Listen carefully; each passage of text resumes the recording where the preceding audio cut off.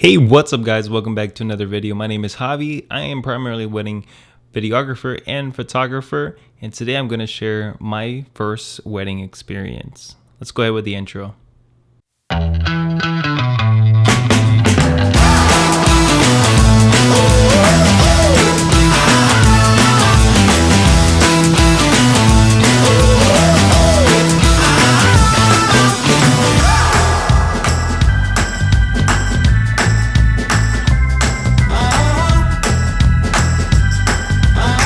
When I shot my first wedding, I was lucky enough to have a friend to trust me. She decided to go ahead to allow me to shoot her wedding because she's seen my portrait work and she really loved it. And I actually got to do her family photos. And so she decided, hey, can you please go ahead and shoot my wedding? Don't have much funds, but I love to do it. And I wanted to do it as practice because I actually got hired for a different wedding and I'd never done a wedding up to that point. And so I'll do it for free. Absolutely. Lesson number 1.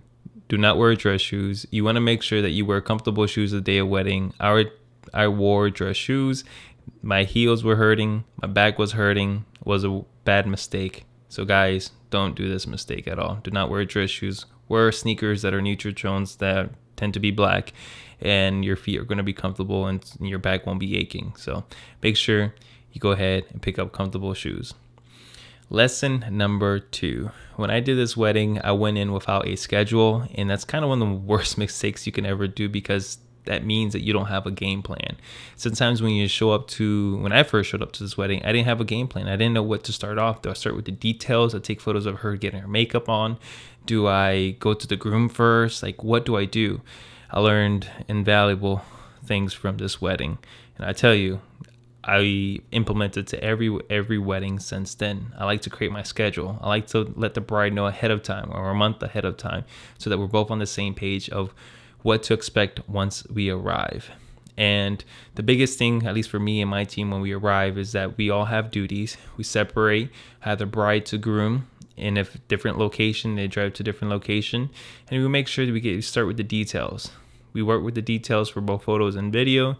Then we work on to the bride and groom, getting them dressed, getting them ready.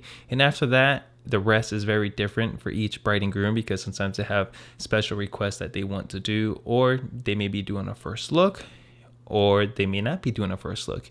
So after that, things differ from couple to couple. But creating a schedule will make your life easier, and it helps you create a game plan. And you work with other creatives, it'll help you guys stay on track. Lesson number 3. Now, when I did this wedding, I'm from the area, and so I kind of, went at ease, kind of went chill with it, and I wasn't too prepared, and that was the worst mistake I did. I feel like I had my flash, but I never actually experimented in this area with flash, and I didn't know how to properly use it. And since I never done a wedding at this point, time is of the essence. And when you are taking your time to take these photos, you're taking away time from them enjoying the rest of that night with their family. And so one of the things that I struggled with was using my flash. And I didn't have an off-camera flash, I had an on-camera flash. And it was just so hard to get it right and to get the right photo and right picture. What I should have done is actually gone to that location maybe a day prior, 2 days prior, because it's a public land, so it's not like I have to get permission from the owner. I could have just went there and taken my wife or my fiance at the time and just shot a couple of photos of her and experimenting with the flash so that make sure I have the right setting for that time of day when I shot that wedding. And that would have made my life a lot easier, and instead it actually took up about 20 minutes for me to get that proper exposure for this couple. And it took me so long because it's not just them, but it was also their whole family doing family photos. When you have a lot of people and you have to direct those people and you also have to get those camera settings in right, it's a nightmare. That's why I work with a team now. But before, that was a nightmare. What I should have done is just go out to that location, experiment of that time of day, and learn how to use my equipment properly. That's on me. Lesson number 4.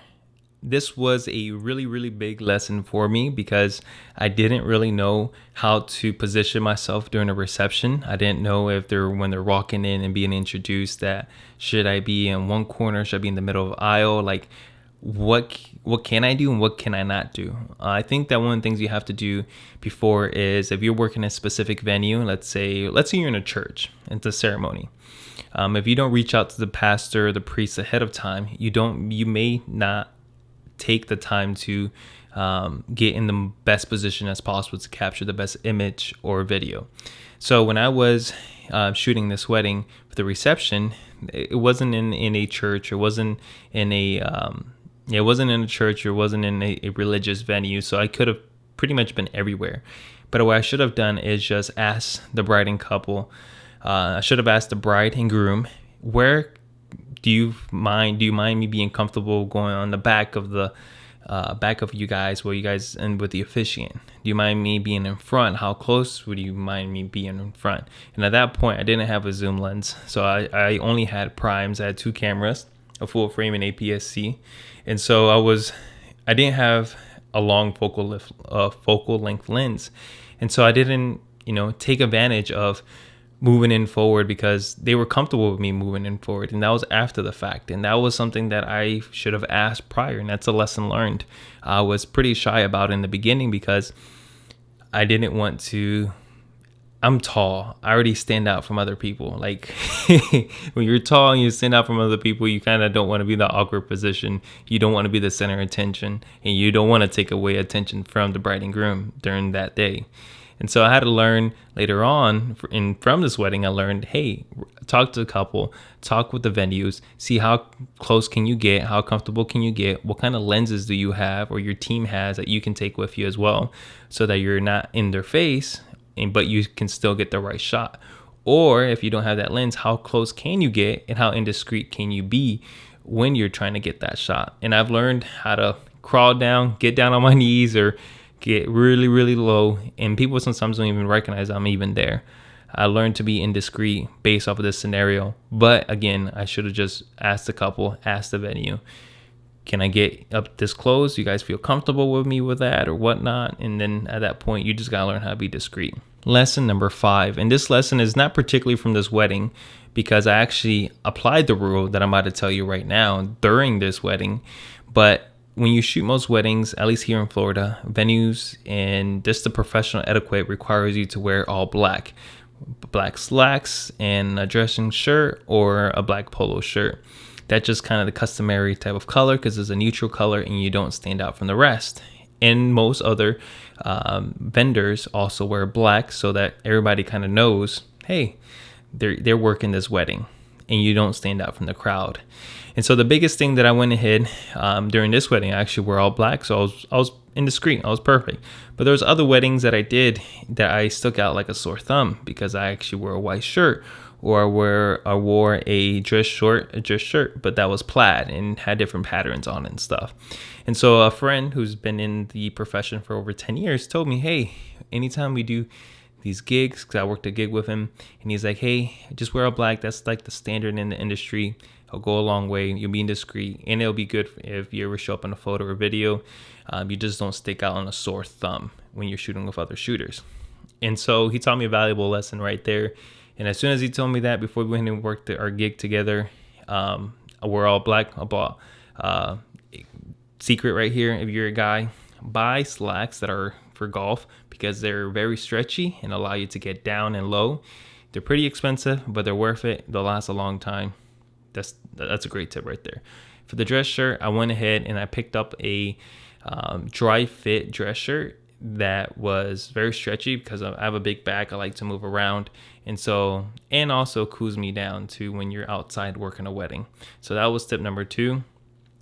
Works really well. I also sometimes use dry fit polo shirts as well, just depending on what I'm feeling like that day. But that was lesson number 5. I hope you guys found these lessons valuable for you, especially if you're starting out into wedding videography or photography. But if you guys are creatives and you love to shoot video, I have my LUTs down in the description down below that you guys can pick up. They'll help you speed along. I use it for all my wedding videos. And I will be creating a separate presets for all my photos that you guys can use on Lightroom. But again, I appreciate you guys. Thank you. Please subscribe to the channel. Leave a comment down below and like the video so that the algorithm It will help us push our videos out a lot more to all of you guys. But see you to the next one. Peace.